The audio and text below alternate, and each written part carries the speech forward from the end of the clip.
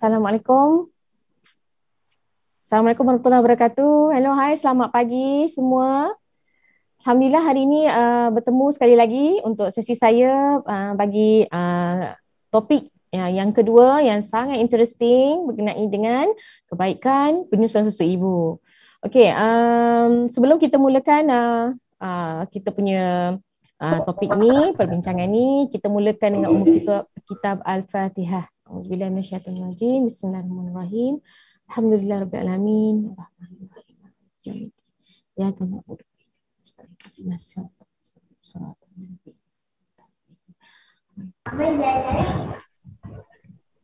Alhamdulillah, apa khabar semua? Dah masuk bulan Rejab dah kita sekarang. InsyaAllah masuk bulan Syakban dan dah masuk bulan Ramadan. Jadi untuk sesi seterusnya mungkin ramai ibu-ibu tertanya-tanya bagaimana untuk meneruskan penyusuan atau memulakan penyusuan lah. Terutamanya dah masuk ke bulan Ramadan. Tetapi topik saya hari ini ada banyaknya adalah kepada bagaimana kita nak tahu kebaikan penyusuan tu sendiri, macam mana kita kaedahnya yang sesuai untuk menjayakan penyusuan tu. Okey. Boleh utarakan soalan in between dan insyaAllah saya cuba menjawab yang sehabis baik. Alright?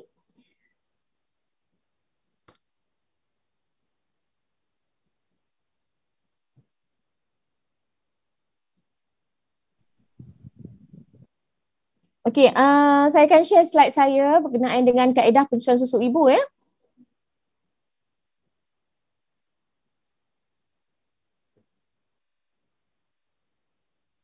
Kalau ada masalah tak dengar ke apa boleh maklumkan ya.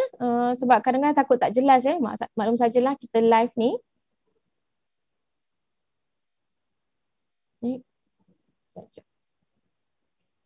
Okey, kaedah penyusuan susu ibu.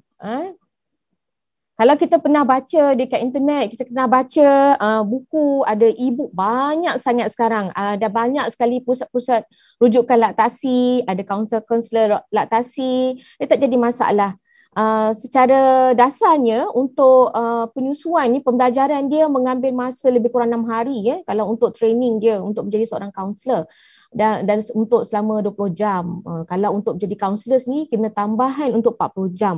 Tapi untuk menjayakan penyusuan tak perlu nak jadi kaunselor lah, tak perlu nak jadi pakar laktasi, tetapi berjaya menjadi ibu yang berjaya dalam penyusuannya. Okey?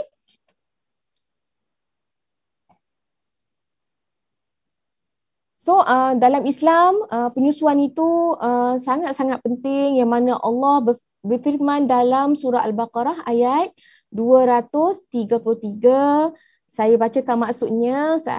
Dan ibu-ibu hendaklah menyusukan anak-anak mereka selama 2 tahun genap, iaitu bagi orang yang hendak menyempurnakan penyusuan itu. Dan kewajipan bapa ialah memberi makan dan pakaian kepada ibu menurut cara yang sepatutnya. Maknanya penyusuan itu sendiri, ya Allah katakan dalam Al-Quran ni sangat-sangat dituntut, sangat-sangat penting. Especially bagi ibu-ibu yang melahirkan. Okey, dan Allah juga berfirman dalam surah Luqman ayat surah 31 ayat 14, dan tempoh menceraikan susunya ialah dalam tempoh masa 2 tahun. Sehubungan dengan itu, sesuailah dengan polisi penyusuan kita kat Malaysia ni, penyusuan susu ibu itu digalakkan dalam tempoh 6 bulan secara eksklusif dan meneruskan sehingga 2 tahun atau lebih. Sebaik-baiknya 2 tahun. Maksudnya polisi ini juga menurut Islam. Maksudnya sebagai seorang Muslim, kita percaya bahawa apa yang Allah katakan dalam Al-Quran itu benar, maknanya manfaat dia sangat banyak. Dan dalam polisi juga menyatakan makanan tambahan perlu dimulakan semasa anak berumur 6 tahun. Apa yang dikatakan eksklusif, apa yang dikatakan 6 tahun, saya tak akan ceritakan tentang makanan tambahan. Yang itu satu topik yang lain. Nak cerita tentang penyusuan ni tadi, kena lengkap untuk 6 bulan secara eksklusif. Apa tu maksud eksklusif? Nanti saya ceritakan. apa yang dimaksud dengan meneruskan hingga 2 tahun? Sebab nak tengok di mana kebaikan dia. Okey, ini bermakna dari lahir anak ni hanya diberi susu ibu sahaja. Kenapa hanya susu ibu? Kenapa? Nanti kita akan cerita lagi berlanjut. Tak perlu air, tak perlu susu tambahan, tak perlu makanan tambahan. Baik. Ni nak cerita dalam tempoh 40 minit ni agak banyak, tapi insya-Allah saya cuba. Bagaimana susu dihasilkan? Okey. Tak payah hafal tak payah hafal ibu. Saya nak cerita ringkas je. Nak bagi tahu bahawa susu ni dilahirkan melalui satu sistem yang dihasilkan oleh tubuh badan seorang ibu sebaik saja ia melahirkan. Di mana satu signal yang dihantar ke bahagian pituitary ibu di hypothalamus tu, yang ni pun tak payah hafal lah, nak cerita je. Di mana ibu ni bila dia melahirkan bayi ni, dia ada satu organ yang sangat penting, iaitu payudara. Buah dadi ibu lah. Sedikit berbezalah fungsinya dengan lelaki. So dia bila dia hantar je impuls tu, aura tu, lahir je bayi ni, aku nak menyusukan bayi. Secara automatik dia dua jenis hormon. Yang pertama hormon prolaktin, yang keduanya hormon oksitoksin. Apa fungsi dua hormon ni? Ya, hormon ni tadi bila je otak ni bagi signal dekat otak, okey, hasilkan susu. Hasilkan susu. Dekat otak ni pula dia terus bagi arahan kepada payudara. Payudara ni pula dia ada apa? Dia ada banyak kilang-kilang susu. Buntir-buntir susu tadi bertindak dengan arahannya tadi, dengan rangsangan prolaktin. Macam ni, di bahagian ni. So bila lahir je bayi, sebab itulah kita terus saja lekapkan kepada payudara ibu. Bila ibu tu bila positif minda dia, ion positif tadi akan menghasilkan susu tadi melalui signal kepada payudara. Dalam masa yang sama, penghasilan oksitoksin tadi membantu pengecutan rahim. Okey. Betapa hebatnya apa yang Allah cipta tu. Okey, kat sini ini pun tak payah hafal juga, nak cerita macam mana signal tadi dah dihantar ke otak, otak hantar signal kepada payudara. Dekat payudara kita ni ada apa? Payudara wanita ni hebat dia boleh ada susu kat situ. Di mana dia ada lobul-lobul yang mana kita senang cerita kalau orang biasa panggil kilang susu lah. Mammary duct. Mammary duct ni adalah di mana tempat aliran susu itu. Lactiferous sinus, semua-semua ni berfungsi memberi rangsangan dan membantu sewaktu rangsangan hisapan.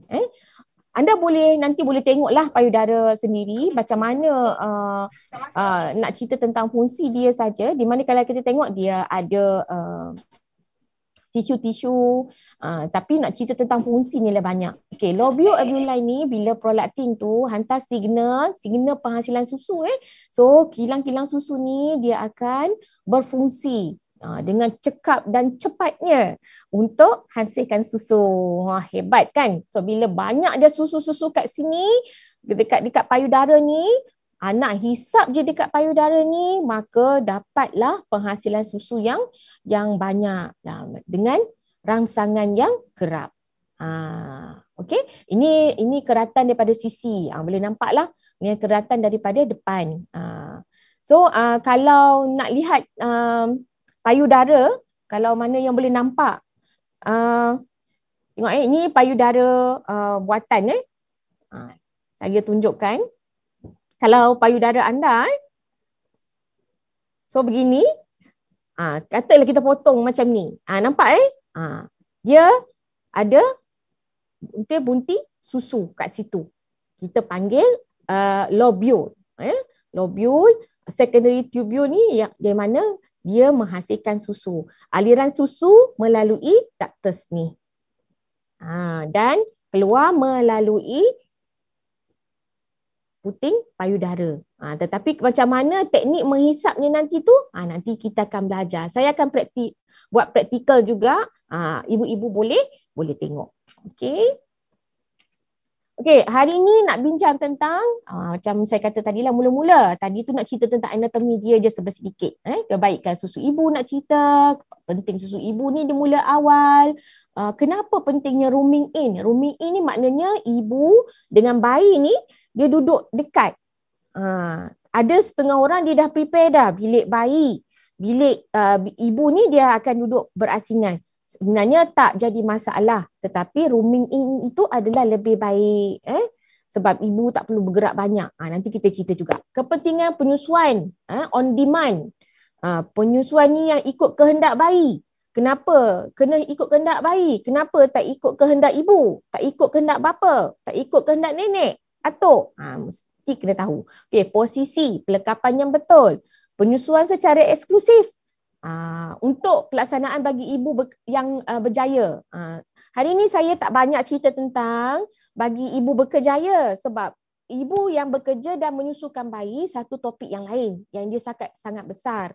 Yang itu mungkin akan diceritakan ada satu topik khas nanti insya-Allah, tapi bukan untuk dalam antenatal class ni lah ya. So apakah peranan suami dalam menjayakan penyusuan? Semua cerita tentang ibu je kan. Apa peranan suami ni? Adakah keluar masuk cari rezeki je atau bagi makan dekat macam dah Allah kata suami kena bagi makanan, bagi kemudahan. Adakah tu je? Ada, nanti diceritakan sedikit. Dan yang terakhir kesimpulan dia lah. Okey. So penyusuan ni baik untuk siapa? Of course lah nak cerita tentang kebaikan untuk ibu, untuk bayi. First kali cerita tentang mak punya lah. Tapi kalau ibu-ibu ni nak cerita, dia cerita tentang anak dia je. Tapi hari ni saya nak fokus banyak kebaikannya kepada ibu juga. Yang mana ia dapat melindungi ibu ni dari risiko-risiko tertentu seperti mengurangkan risiko barah payudara, mengeratkan kasih sayang anak, boleh jarakkan kehamilan. Okay? Untuk mengurangkan risiko barah payudara ni ada banyak. Tak semestinya lah bila bagi susu ibu ni dia ada very broad tetapi ia mengurangkan risiko tersebut. Okay, mengeratkan kasih sayang antara ibu dan anak. Of course lah bila kita peluk baby kan. Macam kita peluk baby. Kita peluk baby tu kita rasa sayang, kita sambil kita cakap, kita tak ada bercakap dengan orang lain, cakap dengan dia. Of course lah kasih sayang tu banyak kepada ibu dan anak. Okay. So mengurangkan risiko alahan kepada bayi. Ini kepada bayi. Mengurangkan risiko obesiti. Risiko obesiti ni kepada ibu dan kepada bayi. So sekarang kalau pada ibu, mana ibu-ibu yang menyusukan sebenarnya dengan kaedah-kaedah tertentu. Sebelum ni kita dah belajar tentang senaman kan.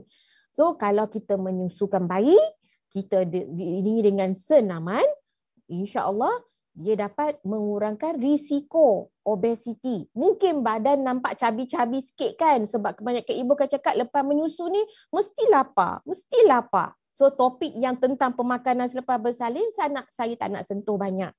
Ia akan diceritakan oleh pakar pemakanan kami dalam sesi akan datang. Alright. So menjarakkan kehamilan. Okay, menjarakkan kehamilan adalah satu kaedah. Tak mustahil ya dengan penyusuan secara eksklusif selama 6 bulan anda mungkin dapat mengelakkan kehamilan. Mungkin kedatangan haid agak lewat. Di situlah dikatakan jarak kehamilan. Tetapi kaedah ini perlu secara berhati-hati. Nanti orang kata, menyusukan bayi, kenapa baru anak 3 bulan tiba-tiba dah rasa lain. Rasa dah letih-letih rupanya dah hamil pula. Tipulah. Bukan macam tu maksud dia. Maksudnya menjarakkan kehamilan ni pun adalah satu kaedah. Ada yang berlaku selepas 6 bulan, even selepas 1 tahun pun dengan cara menyusu saja. Ia dapat menjarakkan kehamilan. Alright. So yang paling seronok sekali ayah lah ya, sedia diminum dan menjimatkan. Tak ada botol susu, tak ada bekas-bekas susu tertentu untuk ni tiap bulan beli diapers je. Sebelum ni cerita tentang persediaan bersalin. Yang paling banyak akan kena beli selalunya diapers lah. Diapers untuk lampin pakai buang. So dapat menjimatkan perbelanjaan insya-Allah. Bagi makan mak je, bagi minum yang berkhasiat je kepada ibu. So dapat hasilkan susu yang berkualiti. Alright. So yang inilah paling banyak ibu-ibu suka. Okey, kenapa ia baik kepada ibu dan bayi? Okey, sebab bila berat badan bayi naik dengan sihat dengan penyusuan susu ibu, ibu pun suka. Bila kita tengok baby yang sihat ni kita suka. So berat badan bayi dalam kurungan sihat dan stabil. Bila datang check up, jumpa pakar kanak-kanak, tengok doktor akan cakap, puan berat badan anak puan berada dalam range yang sangat baiklah, normal. Tiba-tiba katakanlah anak datang macam ni, kita rasa wah hebatlah ibu ni. Anak dia tembam. Bila kita tengok penyusuan campuran susu, sebab tiap kali anak dia lapar dia bagi susu. Kita boleh elakkan sebab penyusuan susu ibu ni mengikut kehendak bayi. Yang tadi yang mula-mula cerita tu, demand feeding, mengikut kehendak bayi. Bukan kehendak kita. Kebanyakan kalau kehendak kita tu jadi macam ni lah. Anak nangis sumbat. Anak nangis bancuh susu sumbat. Ikut kuantiti yang kita nak pula tu 1 ounce. Kadang 4 ounce. Banyak. So anak tu diberi susu. So jadi obes macam ni. Ini sebenarnya tak sihat ya puan-puan ya. Ini agak-agak ni berapa bulan ni tembam macam ni. So melindungi bayi dari masalah alergik, mudah jatuh sakit dan obesiti. Baby yang obes dia mudah dapat masalah dan alahan ya. Okey, yang seterusnya memberi semua nutrien penting yang diperlukan anak dan mudah hadam lah. Bila tu mak tanya, kenapa ni anak saya asyik buang air besar. Sebab susu ibu ni mudah hadam. Lepas tu bila dia mudah hadam, dia akan kerap minum dan sebab dia akan cepat membesar dengan sihat. Organ-organ akan dilindungi. Okay? So memberi nutrien yang penting untuk organ-organ bayi tadi. Sebab komposisi susu ibu ni, kejap lagi saya cerita, tapi tak sedetail pakar pemakanan. Maksudnya komposisi yang sesuai mengikut bayi tersebut. Okay. So melindungi bayi dari jangkitan kuman. Sebab dalam susu ibu ni dia ada imunisasi. Bila bagi penyusuan selepas bersalin dia ada kolostrum. Kolostrum ini melindungi bayi. Mengelakkan masalah sembelit, cirit-birit, perut kembung dan tak selesa. Macam tadilah nutrisi yang cukup. Bila dia kerap buang air besar memanglah tak sembelit. Tak ada cirit-birit sebab tidak ada benda-benda asing yang boleh berlaku kontaminasi kepada semasa bancuhan susu. Sebab tak payah nak bancuh-bancuh, terus bagi saja. Okey? IQ untuk anak yang untuk mendapat penyusuan lebih tinggi. Yang ini very very subjektif. Sebab itu kalau kita lihat susu-susu formula dikeluarkan dia akan added macam-macam. DHA lah. Cuma A sebab nak dapatkan IQ yang baik. Ia tak jadi kesalahan. Sebab apa? Ia nak jadikan susu formula seakan-akan sama dengan susu ibu. Namun demikian ia sampai bila-bila pun ia takkan jadi serupa. Dia macam sama tapi takkan serupa. Okey? Baik. Kepentingan permulaan awal untuk penyusuan. Kenapa ia penting? Setengah kalau masuk lepas bersalin je kan, terus nurse akan letak dekat perut ibu 15 minit bagi dia nyonyot dekat payudara. Kenapa? Lepas bersalin je kena bagi. Because kita nak rangsang awal penghasilan susu tu. Bila bayi ni dalam rahim ibu, dia tidak minum susu. Fitrahnya Allah lahirkan. Dia bila lahir saja, dia boleh minum susu. Daripada mana? Susu ibu dia. Dia boleh minum susu ibu dia. So, perangsangan daripada yang awal dapat menghasilkan aliran susu yang lancar di payudara ibu. Okey? Dan merangsang bayi menghisap selepas lahir. Lahir-lahir je, bayi ni tak payah ajar banyak-banyak. Memang dia pandai menghisap. Jadi bagi dia hisap di payudara ibu. Jangan bagi puting kosong, belum waktunya, belum sesuai. Walaupun ada yang kata tak perlu, ada yang kata perlu. Itu subjektif sebab ikut kepada keadaan. Tapi dari segi penyusuan susu ibu sebenarnya bayi ni tak perlu bagi puting kosong lah. Ini kita cerita lepas bersalin. So imunisasi awal untuk bayi. Untuk tempoh lepas bersalin 15 minit bersalin tu bagi dia nyonyot dekat payudara. Sebab ibu akan cakap, ada ke saya penat-penat bagi penyusuan. Sebenarnya orang yang persekitaran ni kena support lah. Sebenarnya ibu ni lepas bersalin je, benda pertama dia nak tengok muka anak dia dan terus nak bagi pada payudara dia. Itulah yang terbaik sebenarnya. Okey, ini adalah komposisi susu ibu. Okey, susu ibu ni terbagi kepada 3 bahagian. Yang pertama adalah kolostrum. Kolostrum ni susu awal ibu. Susu awal ibu. Warna dia macam kuning-kuning macam ni. Dia tak banyak. Dalam tempoh hari pertama sehingga ke 5 hari. Ada setengah orang mungkin sampai ke 7 hari. Dan terbahagi kepada formilk dan hindmilk. Formilk ni dia lebih jernih lah, lebih kita orang Melayu panggil ceroy macam tu. Dan hindmilk ni lebih pekat. Kalau orang tua-tua dulu panggil susu hindmilk ni dipanggil nasi. Formilk ni dipanggil air. Gitulah. Tapi bukan itulah maksud dia. Cuma orang tua-tua ni pandai. Dia kata apa, bagi anak kau ni dia lapar. Bagi belah kanan dulu sebab belah kanan ni nasi. Lepas tu bagi minum sebelah kiri sebab sebelah kiri ni air. Lepas tu top up dengan air kosong. Dia juga begitu. Jadi elakkan air kosong tu. Dan ini komposisi susu lah. Okay. So apa tu kolostrum? Kita pun, saya rasa ibu-ibu pun dah pernah dengar kan kolostrum tu apa. Ada yang sekarang ni penghasilan kolostrum susu lembu, susu awal lembu. Dia sedikit sangat lain ya dengan kolostrum susu ibu ni. Kita panggil susu awal ibu sebab susu manusia ni sangat jauh bezanya dengan susu haiwan. Alright. Ciri-ciri susu kolostrum ni adalah dia pekat, melekit dan kekuningan. Kenapa dia kuning? Sebab dia sangat tinggi dengan nutrien dan imunisasi. Kaya dengan mineral, vitamin A dan antibody. Sangat-sangat perlu untuk bayi. Ia terhasil pada hari pertama hingga 3 hari kelahiran. Macam saya kata tadi, ada setengah orang hari ke-5 masih ada. Ada orang sikit-sikit hari ke-7.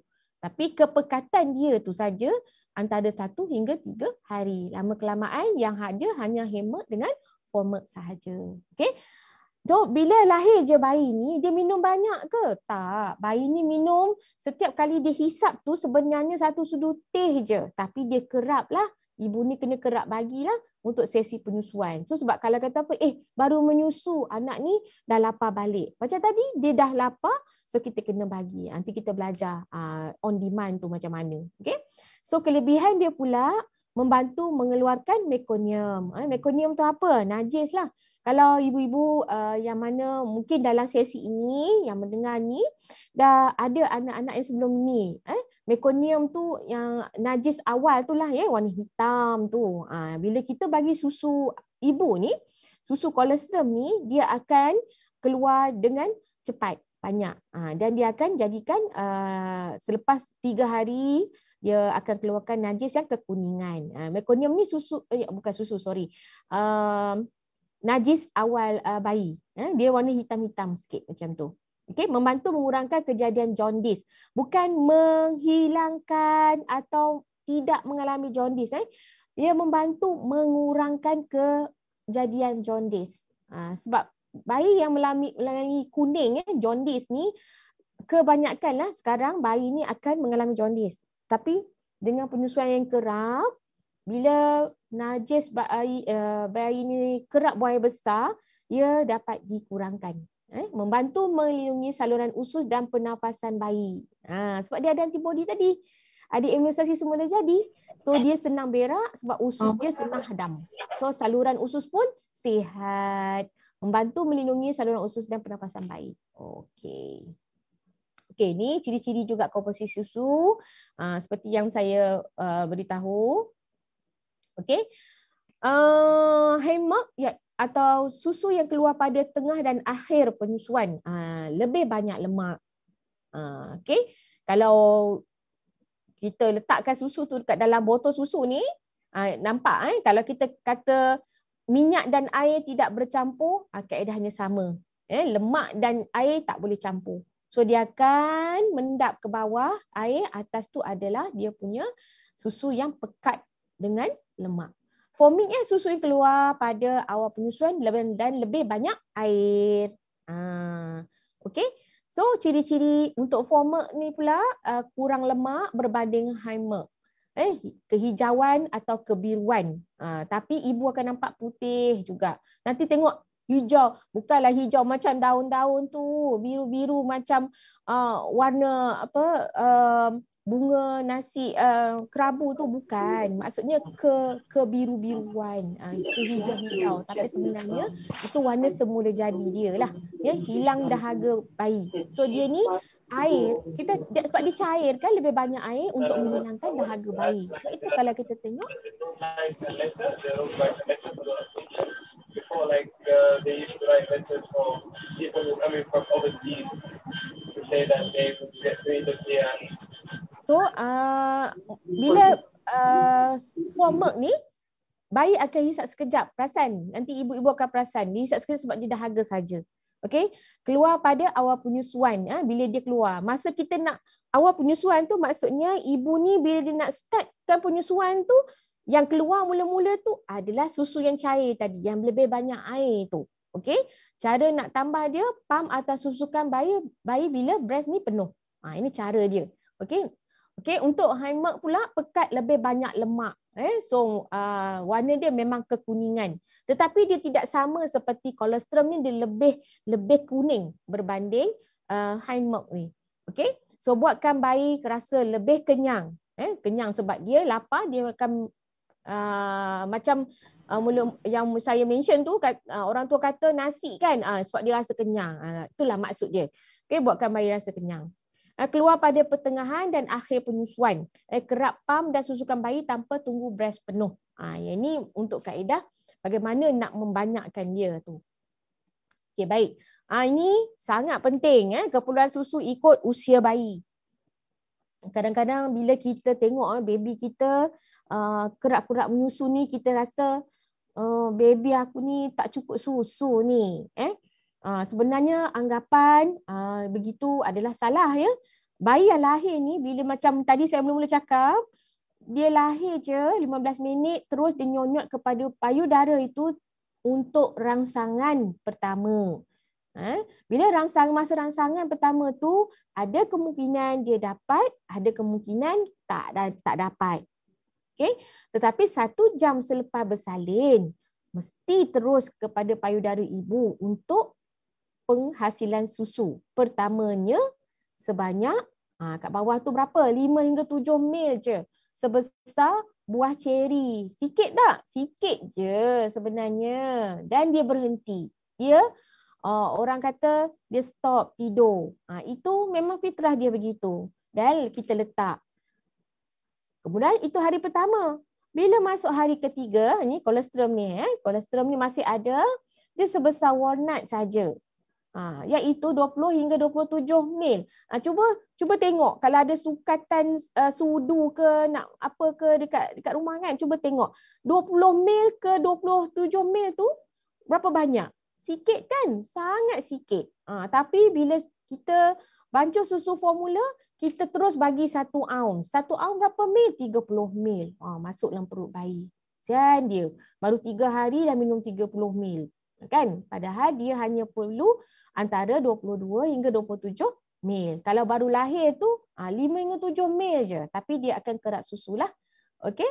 So lepas seminggu baru dia naik sikit sebesar buah aprikot ni. 45 hingga 60 mil. 2 ounce.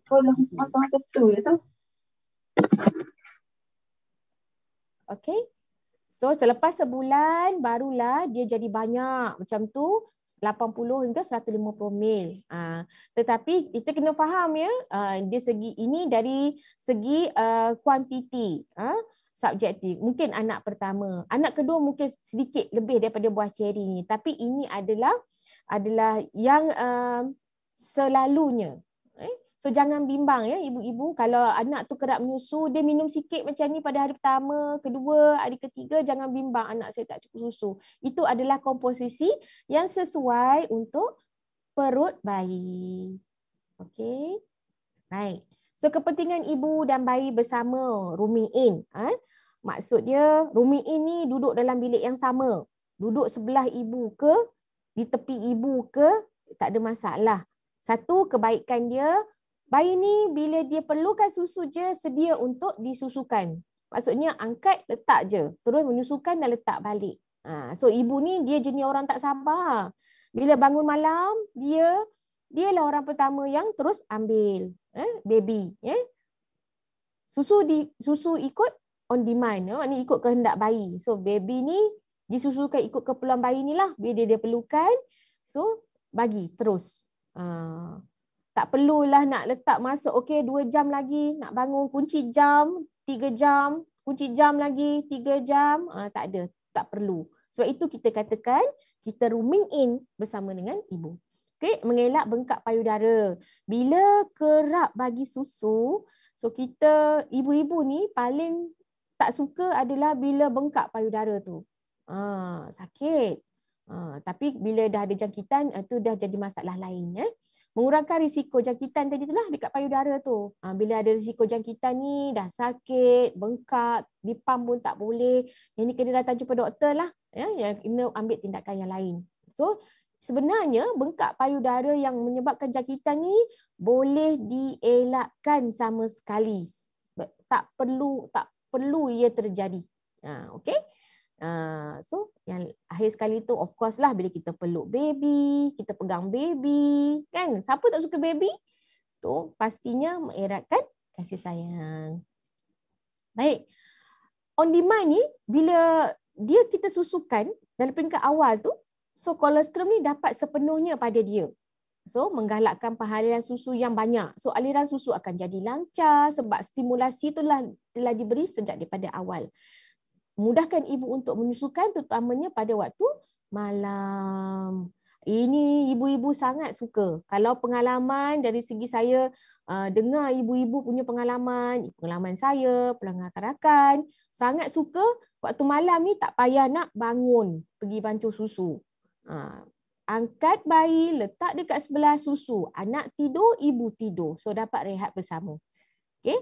Dan menyusukan bayi mengikut kehendak bayi lah. Okay. Okay. Macam mana kita nak tahu baby ni dah pandai, dah bagi signal kat kita nak menyusu, rasa-rasa. So kalau selalunya ibu-ibu ni rasa kalau baby nangis ke, baru nak angkat ke, macam mana? Tadi dah on demand kan, dah rooming in, bagi ikut on demand. Jadi macam mana ibu-ibu nak kenali tanda-tanda bayi ni minta susu? Minta susu. Macam mana? Dia tak pandai cakap. Satu kaedah yang sangat sesuai, boleh rujuk. Ni saya letak semua sekali. Okay? Tanda awal saya lapar. Baby kalau dia tiba-tiba dia kata saya lapar lah mami, dia tak pandai cakap. Jadi apa yang dia akan mulakan? Dia gerak-gerak dah. Dia mula-mula dia tidur lena, kemudian dia gerak-gerak. Ada yang angkat tangan sikit-sikit. Lepas tu kalau dah bedung pun dah habis, dah terburai dah. So dia masa tu kita dah nampak signal awal dia. Lapar. Okey. Kemudian dia dah buka mulut. Buka mulut, dia akan nganga, cari. Kemudian dia gerak-gerakkan kepala dia. Okey, gerak kepala, cari kiri, cari kanan.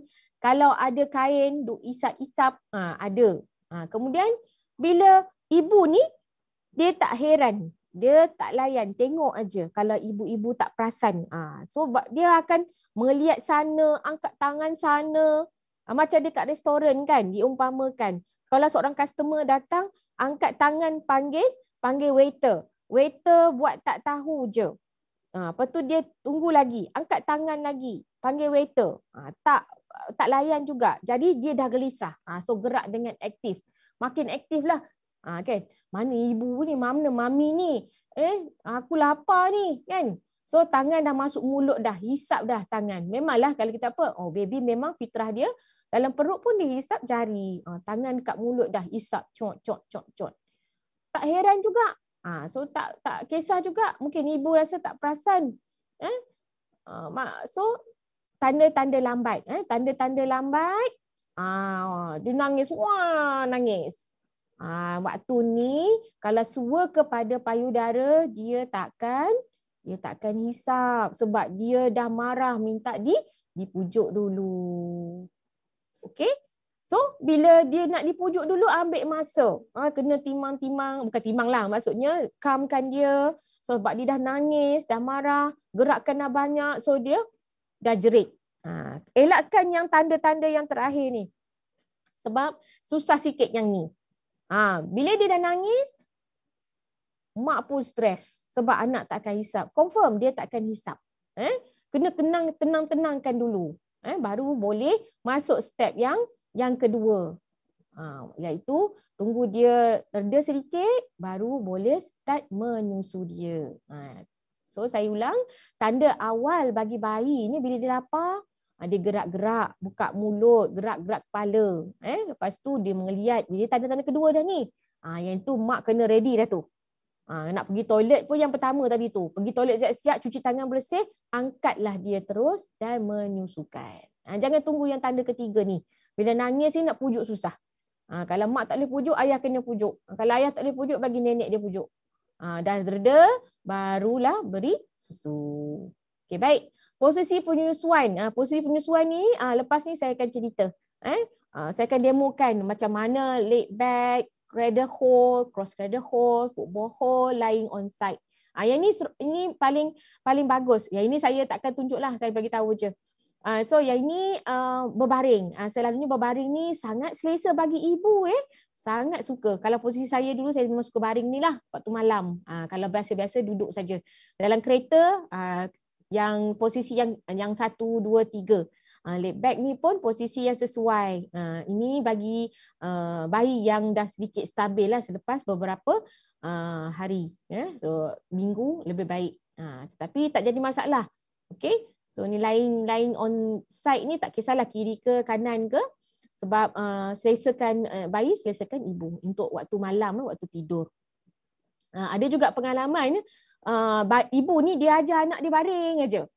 Bila ajar anak dia baring, bila dalam kereta susah nak baring kat mana. Kena baring kat belakang. Kalau kawasan yang kecil dan sempit, susah. Jadi bayi ni sebenarnya kita yang kena selesakan dia mengikut keselesaan ibu. Kita kena bagi posisi untuk penyusuan mengikut posisi keselesaan ibu. Right. So ini posisi bayi kembar. Mungkin ada di kalangan ibu-ibu yang mengandung kembar. Masya Allah.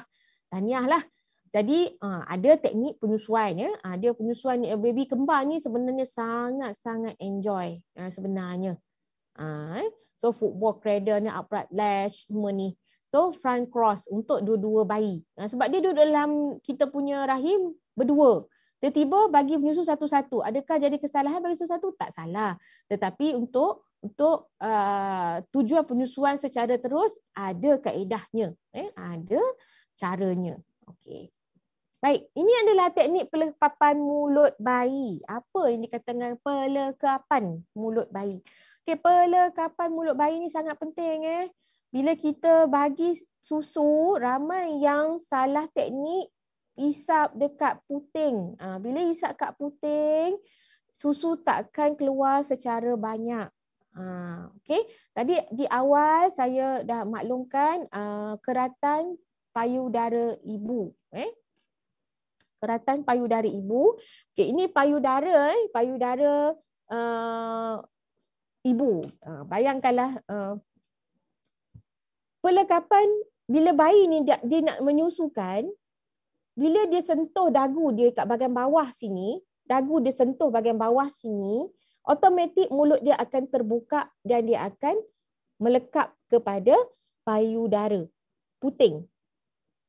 So areola, bahagian areola, kita panggil hitam tu, tampuk hitam tu, dan dia ada puting.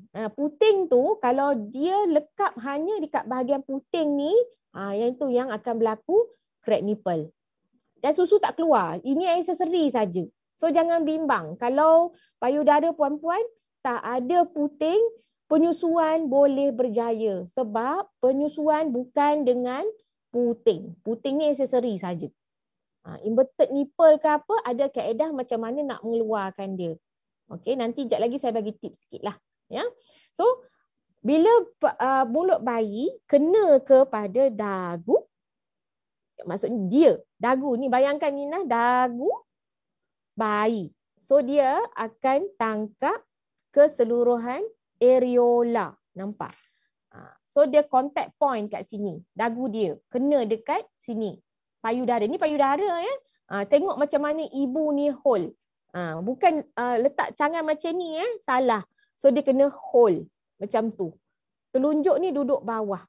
So duduk dagu bayi. So dia akan lekap.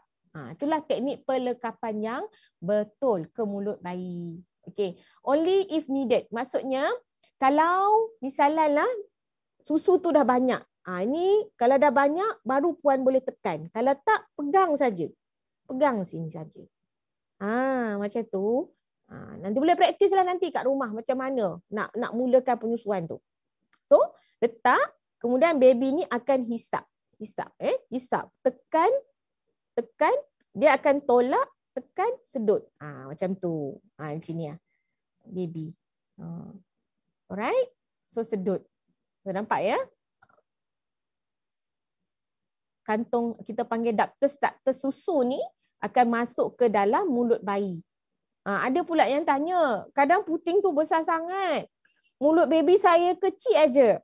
Sebenarnya tak jadi masalah. Macam saya kata tadi, puting payudara ni sebenarnya aksesori saja. Baby punya mulut ni, dia yang boleh adjust ikut kesesuaian mulut dia. Kecuali baby yang premature. Baby premature, dia tak boleh ngap secara banyak. Tetapi boleh dibantu. Sekarang ni kita belajar teknik penyusuan sahaja. Untuk special case, yang itu lain teknik dia. Okey. So, nampak ya, bila dia lekap dengan sepenuhnya kat bahagian areola. Yang hitam-hitam ni kita panggil areola. So, ductus susu ni duduk dalam mulut dia. So, nampak tak? Enjoy dia feeding. So, dalam masa yang sama, kita punya jari ibu ni tadi cuba tekan sikit supaya tidak menutup hidung bayi. Alright, nampak Dalam masa yang sama, sebenarnya bayi ini dalam kaedah bersenam untuk menguatkan rahang dia. Dan gusi dia sebenarnya. Sebab itulah bagus sangat penyusuan dan lekapan yang betul. Right. Okay, ini live picture. Sikit. Nampak dagu menyentuh payudara. Okey. Nampak hidung dia jauh. Okey. Sebenarnya jangan bimbang kata payudara besar, takut anak saya lemas. Tak ada ya. Kalau teknik yang betul takkan berlaku tertutup hidung. Nampak ni? Tertutup hidung. Tak ada. Alright. Nose on target with nipple. Nampak dia buka. Dia baby ni fitrah dia. Automatik dia akan nganga, sentuh je kat situ dia cari sendiri. Okey. Tickle lower lip with nipple. So dia buka mulut. Nampak dia lekap. Wah, sedap je dia letak. Okey, dia nampak dia nyonyot. Ni lekapan yang betul. Tak nampak kan? Nampak ni yang warna bahagian hitam tu masuk ke dalam payudara dia. Ada yang areola dia sangat besar kat sini. Janganlah bimbang. Sebab yang penting areola tu masuk. Bukan nipple saja. Nipple tu puting. Walaupun dia sangat besar, baby kena masukkan areola. Kalau tak pun dalam separuh. Masuk. InsyaAllah. Okay. So, ini adalah salah satu cara nak melepaskan payudara dari mulut baby. Kalau baby ni, dia lepas menyusu, kalau orang-orang Jawa panggil, lepas tu dia nyonyot je. Dah sejam dah ni, letih dah menyusu. Sebenarnya dia bukan nyusu, dia mengemping. Kan? Kita panggil mengemping kan? Menyonyot kat situ. Tak isap benda dah pun. Tapi dia dah lena. So, kita boleh jangan tarik saja. Baby kalau dia menyusu, tarik saja. Nanti nipple tu boleh luka. Okay? Cara dia adalah masukkan jari ke dalam bibir bayi. Macam ni. Tolak sedikit. Tolak dengan lembut, dengan kasih sayang. Tolakkan. Lepas tu tepuk-tepuk dan dia tidurlah. InsyaAllah. Okey, kepentingan penyusuan secara eksklusif. Apa yang dimaksudkan eksklusif tadi? Dalam polisi penyusuan susu ibu dinyatakan mesti disusukan selama 6 bulan secara eksklusif kan? Kenapa 6 bulan? Kerana sebenarnya perut bayi ni dia hanya boleh terima susu ibu sahaja. Dan penyusuan eksklusif 6 bulan ini dapat membantu tumbesaran bayi. Balik kepada kebaikan susu ibu tu. So kenapa eksklusif 6 bulan? Sebab selepas 6 bulan baby ni kena dah bagi makanan tambahan. Makanan bayi lah. Tak cukup dalam susu ibu. Okay, sebab dia nak membesar dah. Kandungan zat ibu yang optimum untuk pertumbuhan adalah hingga 6 bulan. Untuk organ dia, untuk otak dia, untuk sistem penghadaman dia. Contoh. Okay? Sistem pencernaan dan penghadaman masih belum matang. So 6 bulan ni jangan bagi makan. Ada yang cakap bila tak cukup susu boleh tambah susu formula. Ada yang kata tak cukup susu boleh bagi makan pisang, air beras. Itu zaman dulu-dululah. Ya? InsyaAllah zaman-zaman moden sekarang ni tak ada dah yang macam tu. Walaupun ada yang mengatakan penyusuan susu ibu ni kadang-kadang disebabkan oleh tadi dia nampak susu tu ceroy je, anak tu tak kenyang. Itu salah ya. So mana yang mengikuti kelas ni antenatal ni hari ni dah faham dan tahulah. Nak lebih tahu macam mana nak dapatkan susu berkualiti dengan pemakanan yang sihat, jangan lupalah dengar dengan pakar pemakanan kami untuk sesi minggu depan. Alright? So mengurangkan risiko cirit birit dan penyakit berjangkit. So kalau dalam tempoh 6 bulan, bayi ni dia punya sistem keseluruhan dia sangat rendah. Sangat rendah. So immunity dia. Jadi senang dapat cirit birit. Yang itu dapat dielakkan. Jadi eksklusif breastfeeding ni dengan hygiene, tidak ada pancuhan botol susu, ya. So dia akan susah nak dapat cirit birit dan dapat mengelakkan penyakit berjangkit. Bayi yang 6 bulan ni kita tak nak bagi kita sakit. So 6 bulan ni adalah fasa yang sangat penting untuk lengkapkan penyusuan susu ibu. Okey, mengurangkan risiko infeksi saluran pernafasan, mendapat antibodi menjadi untuk melindungi bayi, pertumbuhan gigi, rahang yang baik. Disebabkan kalau kita bagi tadi, bila dihisap tu, rahang dia jadi kuat. Pertumbuhan gigi dia jadi baik. Sebab dia kena bekerja untuk dapatkan susu tadi. Angkat tolak, masuk picit. So dia berulang-ulang benda tu. So rahang dia akan jadi sangat-sangat kuat. Okey, ibu nak tahu? So ibu dah tahu dah sekarang. Alright, so penyusuan eksklusif adalah tempoh 6 bulan. Jangan beri air kosong. Jangan. Nak jadi ibu yang hebat, ibu yang sangat-sangat prihatin tentang pemakanan bayi, jangan bagi air kosong. Ada yang kata boleh tak bagi air bilas. Lepas menyusu, bilas. Tak payah bilas-bilas. Dia menyusu, dah kenyang, tidurkan dia. Cukup. Ada yang tanya saya, boleh ke bagi susu campur, air campur dengan madu antara waktu menyusu? Tak perlu. Susu ibu semua dah ada. Bagi je susu ibu. Okay? Bayi tak perlu diberi susu formula, tak perlu diberi makanan, tak perlu diberi putih kosong atau botol kosong. Macam tadi saya cerita, kalau baby tu lepas nyusu memang dia suka mengemping kan, isap. Tapi dia bukan nyonyot untuk susu, dia suka isap. Itu bonding kita panggil. Dia memang suka dengan mak dia. Ritm jantung ibu yang didengar dengan dia semasa dia berada dalam rahim ibu adalah sama sewaktu dia menyusu. Sebab itulah dia rasa tenang. Tapi untuk memisahkan dia daripada puting payudara, cara tadi keluarkan letak jari. Letak jari, tolak dekat tepi bibir tu. Dan keluarkan. Dia nangis. Pujuk, tepuk, tidur insya-Allah. Okey, untuk penyusuan yang berjaya adalah dari minda ibu-ibu yang positif. Jangan sebut tak ada susu, tak cukup susu, sebab minda yang positif kena fikir yang positif.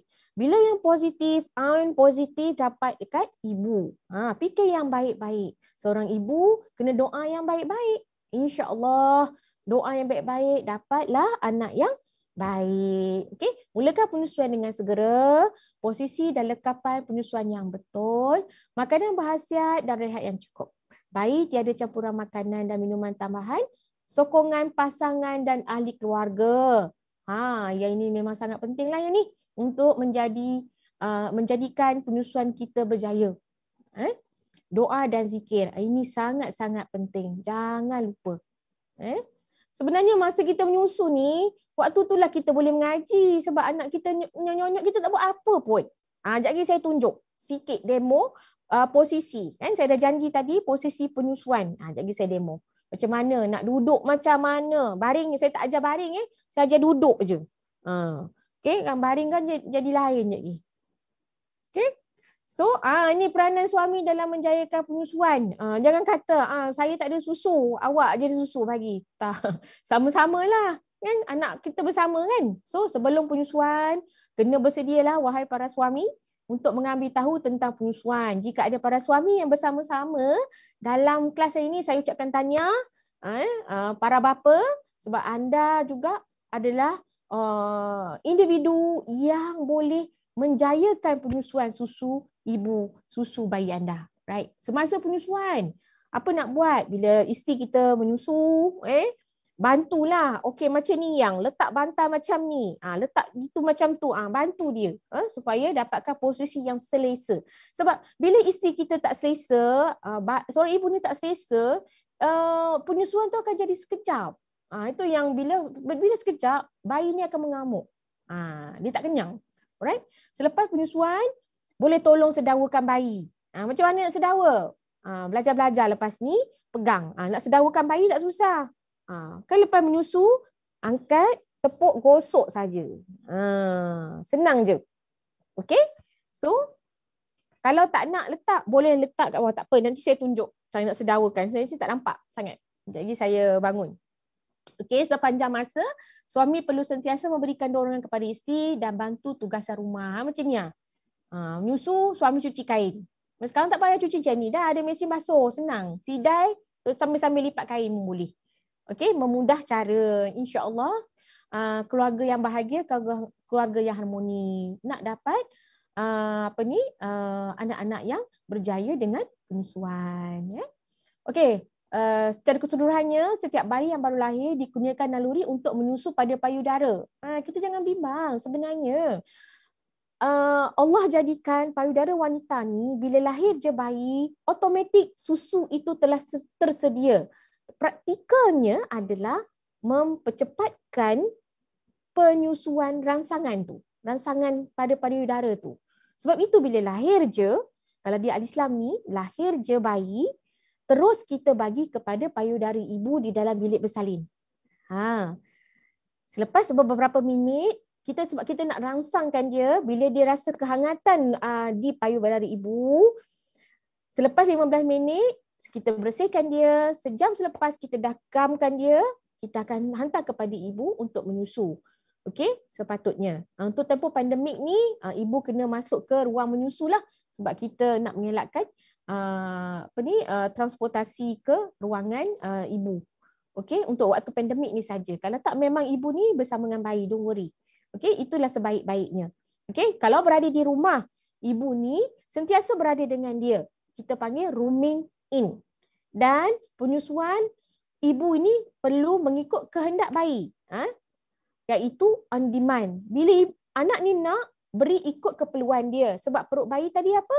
Kecil je, macam besar ceri je pada hari pertama, kedua. So dia menyusu sedikit tetapi kerap. Okey. Penyusuan susu ibu mampu melengkapi segala keperluan rohani, jasmani dan diperlukan oleh seorang bayi.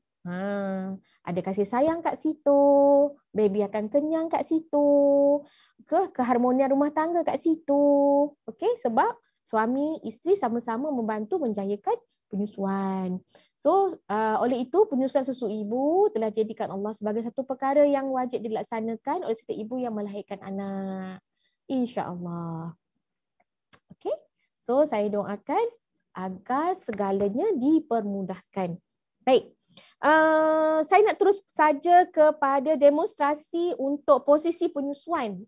Tapi kalau in between that, kalau Puan ada masalah, lepas ni saya cuba jawab. Tanya. Okey. Okey, terima kasih. So sekarang ni bayi, kalau kita nak menyusukan dekat belakang saya ni ada kerusi yang mungkin kurang sesuai, ikut kesesuaian di rumah. Kita tak kata mesti beli kerusi khas, tak payah. Okey. So bila bayi nak disusukan, perkara pertama adalah pastikan untuk step pertama tadi, dia dah tunjukkan dia punya signal. Signal yang mana dia nak menyusu dah. Waktu tu ibu dah ambil, dah pegang. Jadi posisi yang pertama kita panggil cradle hold. Cradle hold ni biasalah, cradle hold ni. Jadi untuk ibu, perkara pertama sekali yang dia kena ambil kisah adalah keselesaan ibu dulu. Keselesaan ibu. Kalau ibu tu duduk sengit, dia nak nyusu pun tak selesa. So selesakan ibu, bawa bayi kepada padan. Okay.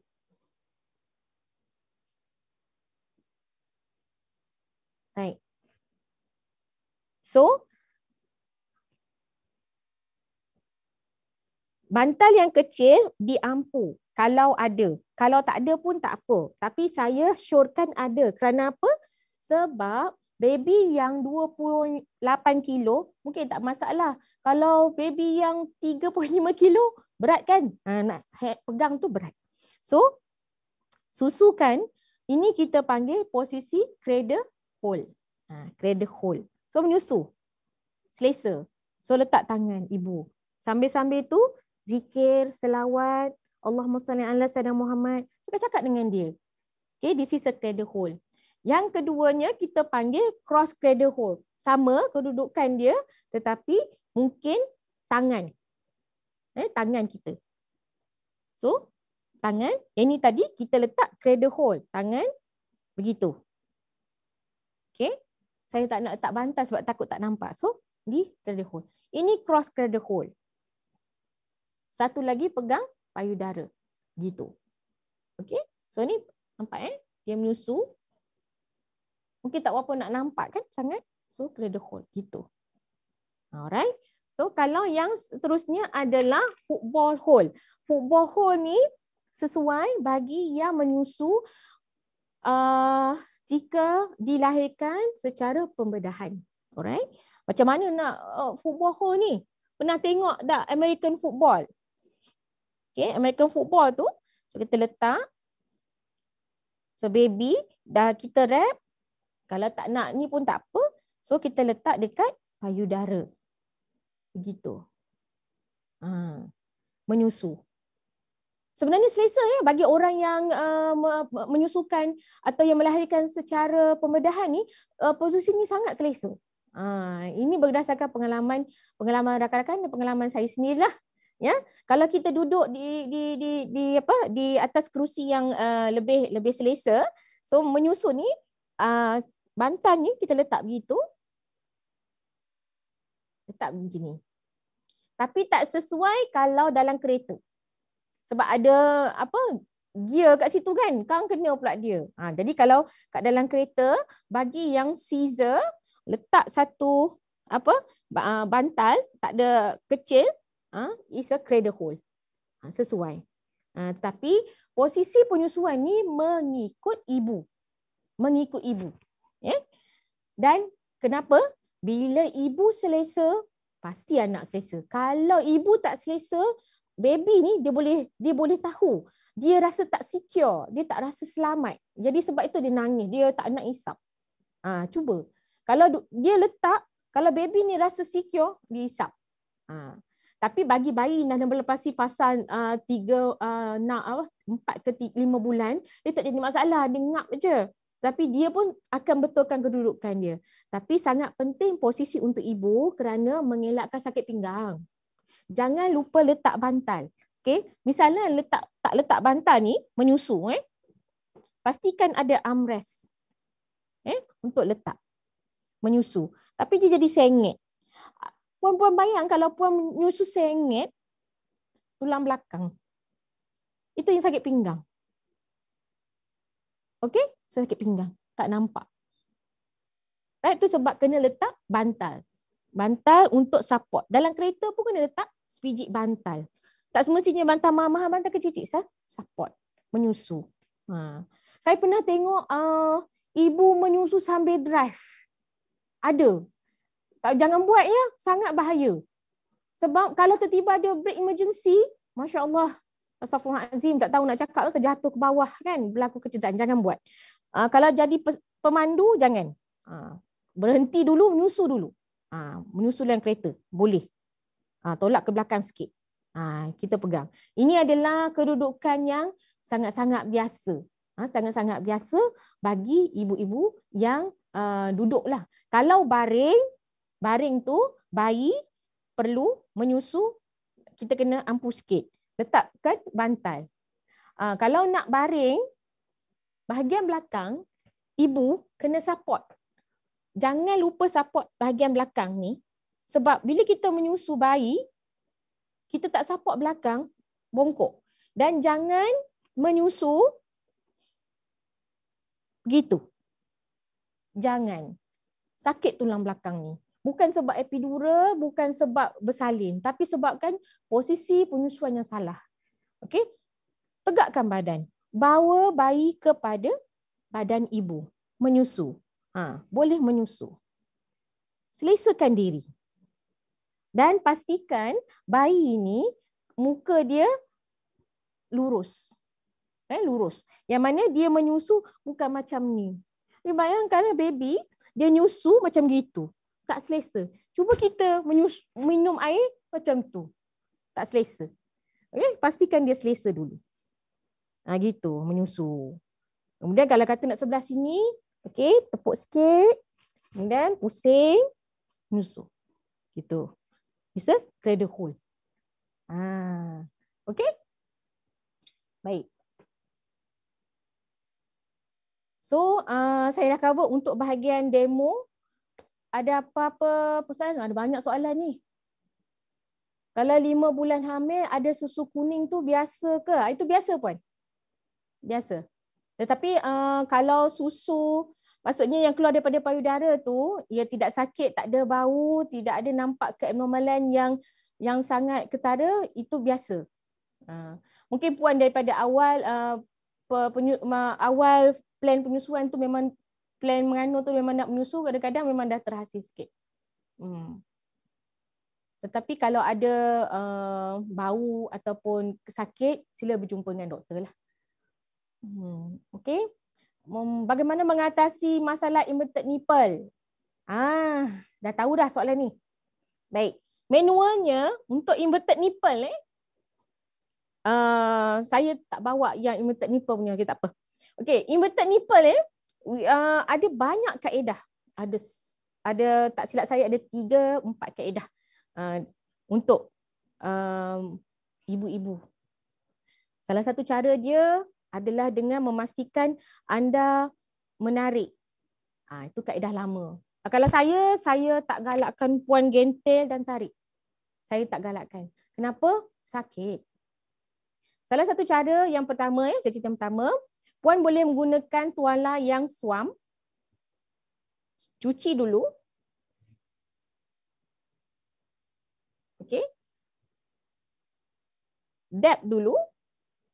Kemudian dengan cara menekan sedikit.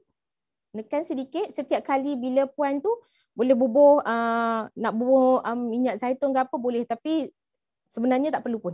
So, cara satunya tarik. Itu kaedah yang biasalah orang buat. Tapi saya tak galakkan. Apa yang saya galakkan kita panggil Hoffman teknik. Hoffman teknik ni sebab dia dah keluar nipple. Kalau yang inverted nipple tu dia tenggelam kan. Jadi puan boleh cara, dia ada 3 step, iaitu nampak jari saya? Nampak jari saya okey, puan tolak. Bayangkan yang ini tenggelam. Bayangkan ini tenggelam Puan tolak, regang. Jari saya, tengok jari saya. Puan tolak, regang. Tolak ke depan. Okey. Jadi tengok saya ulang Okey, ini sebabnya dia bukan inverted. Okey, Puan Tot ni payudara Jangan kuat-kuat, perlahan je. Dia tolak, regang. Regang, tolak perlahan. Buat tiap-tiap kali. Ni. Buat selalu. InsyaAllah dia keluar. Inverted nipple ada beberapa jenis. Which is memang buta terus ataupun dia memang pendek. Okey, kebanyakannya pendek. Yang buta terus tu memang tak ada langsung. Tetapi masih boleh berjaya dengan penyusuan. Ada kaedah, ada caranya. Okey, ulang lagi sekali. Tolak, tarik, tolak ke depan. InsyaAllah dia keluar. Dan salah satu caranya adalah baby nyonyot. Bila kita belum bersalin ni, kita dah start dengan teknik tadi setiap hari, walaupun pendek, baby nyonyot, dia akan keluar. Okey? Makanan, kemudian yang B tu, saya harap boleh menjawablah soalan yang tu. Untuk inverted nipple juga, sekiranya memang buta, memang tak ada langsung, salah satu cara dia kita panggil nipple puller. Nipple puller. Nipple puller tu boleh dibeli ataupun bila masuk hospital, nurse akan bantu puan dapatkan, dia akan buat satu untuk puan. Tetapi secara manualnya sekarang dah boleh cuba teknik yang saya ajar tadi tu. Okey? Yang ketiga adalah boleh guna nipple shield. Kalau memang tak boleh langsung, itu adalah yang terakhir. Dan apabila lahir je bayi, perkara yang puan kena buat dulu bila nak mulakan penyusuan adalah dengan pam dulu. Pam dulu, bagi dia keluar sikit, terus bagi kat baby nyonyot. Itu pun boleh membantu. Tapi untuk peringkat sekarang, puan boleh cuba teknik Hoffman tadi. Okey? So, soalan yang kedua, makanan untuk meningkatkan jumlah susu ibu. Bagus soalan ni. Makanan meningkatkan jumlah susu ibu. Jumlah susu ibu bukan bergantung kepada makanan semata-mata. Okey? So, jumlah susu ibu bergantung kepada hisapan dan teknik yang betul. Dibantu dengan pemakanan yang berkhasiat. Pemakanan yang berkhasiat adalah pemakanan yang meliputi apa yang puan makan sekarang lah. Ya, ada sayur, ada protein, ada karbohidrat, ada vitamin. Yang itu jangan lupa bersama kami lagi, temu janjinya akan datang. Tetapi tips dari saya, jangan kurang minum air. Bila puan kurang minum air, susu tak ada. Itu kata susu tak cukup. Sebenarnya, seorang ibu yang melahirkan bayi memerlukan keperluan diri dia dulu. Kena minum air. Bukan maksudnya minum air banyak, double, triple. Tetapi keperluan dia 8 gelas sehari. Percayalah, bila kita menyusukan anak, kita sentiasa dahaga. Jadi kena minum air. Minum air tak semestinya air kosong. Kalau ada air coklat, air susu, minumlah mengikut kadarnya. Tapi kena minum air. Jangan suka-suka air. Saya tak nafikan lah bila kita berpantang ni, memang jangan minum air banyak-banyak takut kembang. Ada. Sebenarnya mungkin pada zaman dahulu mungkin nak dapatkan kualiti air bersih ataupun nak minum air Milo ke, nak minum air susu ke, mungkin sangat susah. Ataupun nak pergi ke bilik air mungkin luar daripada rumah. Jadi nak mengelakkan minum air tu, nak pergi ke bilik air kerap, jadi dia kata kurang minum air. Wallahualam. Itu antaranya lah sewaktu saya berada dekat Pahang dulu, saya praktikal kat sana, ada juga. Dia kata sebab tak minum air tu, sebab bilik air tu kat luar. Jadi orang dalam pantang tak boleh nak keluar selalu. Jadi minum air sikit-sikit supaya kencing tak banyak. Gitulah. Okay, so makanan meningkat jumlah susu ni berasaskan air, vitamin, protein, karbohidrat. Yang itu detailnya oleh dietitian. Apa yang saya boleh usulkan adalah minum banyak air. Okey, penghasilan susu sedikit. Bagaimana cara terbaik untuk meningkatkan penghasilan susu selain daripada pemakanan? Kerap bagi susu. Rangsang penghasilan susu dengan nyonyotan yang kerap. Pasti banyak susu. Dan saya lupa tadi nak bagi tahu tentang pelekapan. Jika anda memberi susu ibu, beri susu kenyang pada sebelah payudara. Okey, sebelah payudara sahaja dulu. Kemudian barulah cuba ke payudara. Bila dia dah tidur, kemudian baru beri ke payudara yang sebelah. Tapi pada peringkat awal, anda kena cuba kepada kedua-dua belah. Supaya bayi ini tidak selesa dengan sebelah sahaja. Kalau selesa dengan sebelah nanti, percayalah dia besar sebelah, kecil sebelah. Yang itu dalam sesi praktis. Sebab saya kata untuk penyusuan ni, dia 6 hari punya sesi. Tekniknya, kaedahnya, praktikalnya. Okay? So betul ke kita kena kerap pam? Contoh setiap 2 jam sekali untuk stimulate pengaliran susu. Yes and no. Ada yang betul, ada yang salah. Baik, betul ke kita kena kerap pam? Ya. Jika anda telah menghasilkan susu yang banyak. Atau anda berada di tempat kerja. Tetapi pada peringkat awal selepas bersalin tidak digalakkan pam melainkan dalam keadaan tertentu. Okey? Contohnya inverted nipple tadi kita pam sikit and then bagi nyonyot. Tapi kalau memang boleh bagi direct, you bagi direct dulu kepada payudara. Dan selepas itu bila rangsangan dah kerap, so baby boleh nyonyot dengan kerap, tak masalah, tak perlu pam selalu. Okey? Alright. Adakah pengambilan ubat ketika penyusuan boleh menyebabkan susu baby terasa ubat yang sama? Pengambilan ubat, dia boleh berada dalam susu? Boleh. Ada kemungkinan dia boleh terasa. Ada kemungkinan tak ada. Okey. Tetapi selalunya ubat yang diberi oleh doktor, ia selamat untuk penyusuan. So kalau kita makan Panadol kan, dia akan dia punya pamphlet tu, dia akan tulis situ selamat ke atau sesuai untuk penyusuan. Kalau dia kata not recommended for lactation, so jangan ambil. Okey? Sekarang banyak suplemen dijual untuk meningkatkan penggunaan susu, boleh ke kami ambil? Boleh.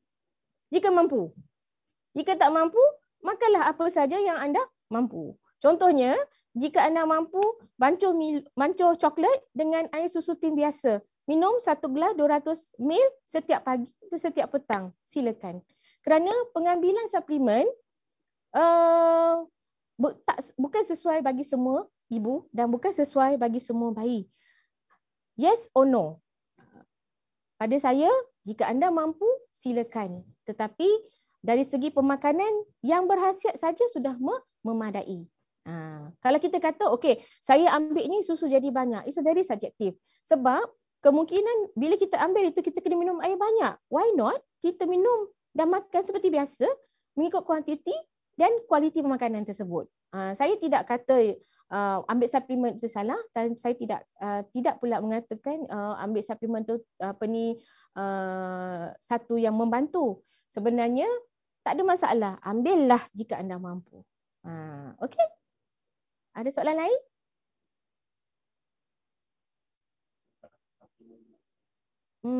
Adakah memberi kesan kepada bayi?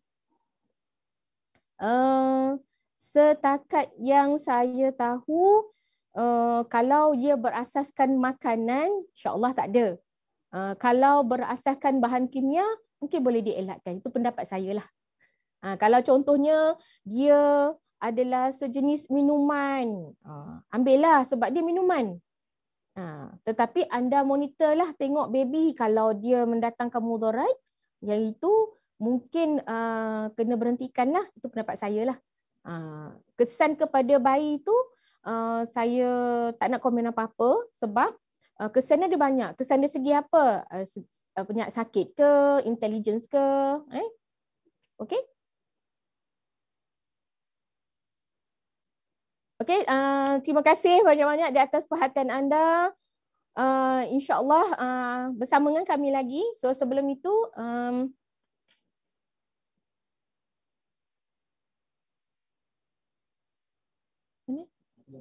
slide. Jom. Okey, jangan lupa bersama dengan pakar pemakanan kami tentang penjagaan pemakanan selepas bersalin. So anda boleh tanya soalan banyak-banyak tentang pemakanan tadi, suplemen tadi kepada beliau, tentang untuk menjayakan virtual antenatal class kami, insyaAllah. So ini adalah sedikit promo tentang delivery package yang kami sediakan di Hospital Pakar Al-Islam, panel and cash. Boleh layari Facebook Hospital Pakar Al-Islam Official. Di package bersalin tunai, single room, 2 bedded dan 4 bedded. Package bersalin panel untuk single room, 2 bedded and 4 bedded. Dan jenis bilik dan kadar harga, insyaAllah anda boleh search dalam Facebook Al-Islam, insyaAllah. Dan Puan Sarah Sabrina untuk makanan seimbang selepas bersalin. So jangan lupa temu janji anda bersama dengan kami lagi, insyaAllah 27 Februari. Dan juga jangan lupa bersama dengan pakar kanak-kanak kami tentang penjagaan bayi dan seterusnya penjagaan untuk senaman antenatal oleh pakar fizio kami. So for sure, selain daripada penyesuaian berjaya, anda nak get back your figure kan? So for sure you nak jadi balik macam anak dara. So jangan lupa bersama dengan pakar-pakar kami minggu-minggu yang akan datang dalam kelas visual Zoom. Hospital Pakar Al-Islam, insyaAllah. So saya tutup dengan tasbih kifarah dan surah Wal-As. So, untuk kata kunci kita minggu ini adalah kebaikan susu ibu. Saya ulang, kata kunci kebaikan susu ibu. Wallahu a'lam. So, wabillahi taufiq wa hidayah. Wassalamualaikum warahmatullahi wabarakatuh.